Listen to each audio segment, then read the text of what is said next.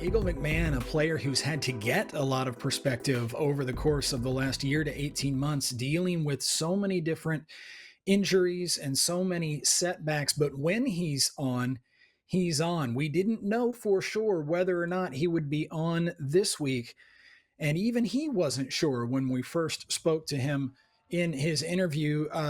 Nate, when it comes to Eagle, we now know he's dropping Mm-hmm. and he'll be trying to get ready for next week. Just how can you, knowing what a pro player goes through, how can you try to give us a little bit of a perspective on Eagles' outlook?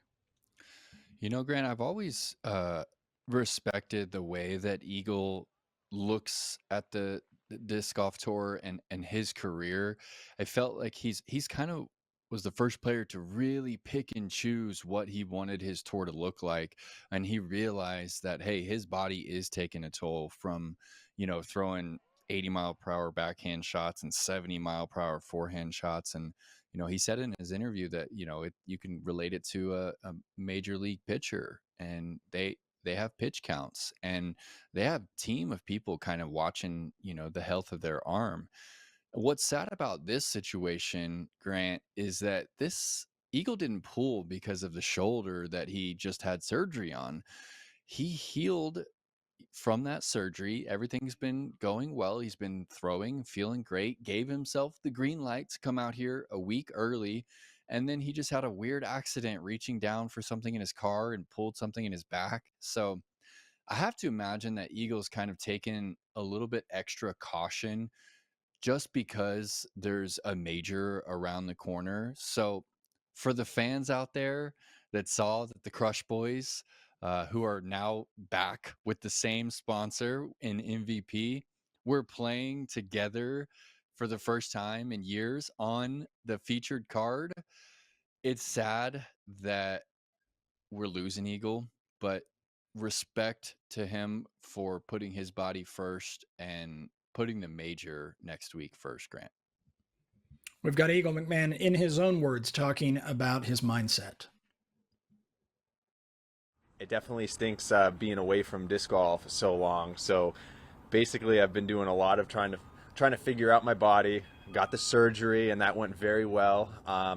And basically, the whole time at European Open, ever since late 2021, it's kind of been a chase to keep the symptoms at bay with the shoulder. And I finally feel like I'm in a place where that's stabilized now. So with a new 5-year contract with MVP, I'm hoping to give it my all. I mean, I've been known to take some time off, take certain events off, just for mental health and keep the body strong, but hopefully it's far less than what's been in the past. I am not even 6 months post-surgery, so there's still some healing to take place. Everything should be set pretty good, but this year I'm going to ramp up the forehand as the year goes on. I would say this course I would maybe throw some forehand approaches, but I'm being careful because I want to focus on longevity. I want to feel good for the next 5 years.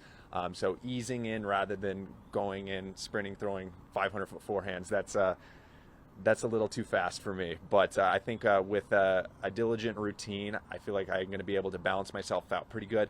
But that being said, I don't necessarily even want to throw those massive forehands again, or maybe in seldom use case, just because we're playing such long courses, and there's a streak this year where there's going to be like 6 events in a row, and we're basically we're like pitchers in the MLB, maybe to a smaller degree, but we're out there throwing hard every single weekend. So you have to work on pitch counts. You got to notice how much power output you're putting if you want to focus on longevity. And I mean, it's kind of crazy, but disc golf's turning into like a teenager sport almost, like 18, 19. That's like almost the prime time. So you gotta do what you can to stay sturdy out there.